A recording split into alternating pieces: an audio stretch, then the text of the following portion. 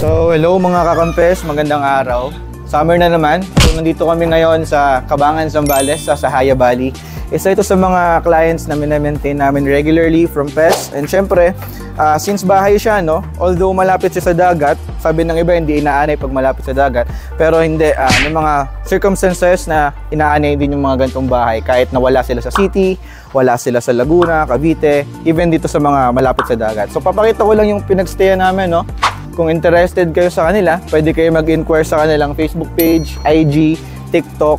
So itong place na to ay napakaganda. Isa to sa mga minamaintain namin regularly for EPs, langgam, and syempre anay.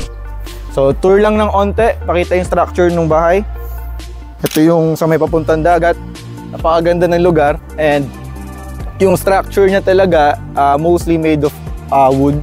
So ayun, kailangan talaga siya bigyan ng protection from termites. So tignan niyo yung bahay, napakaganda niyan.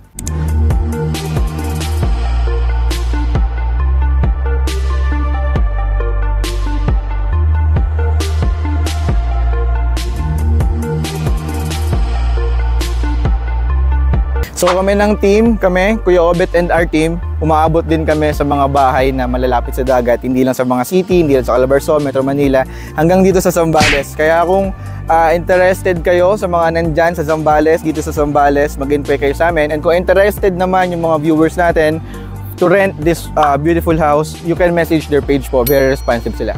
Ayos ba?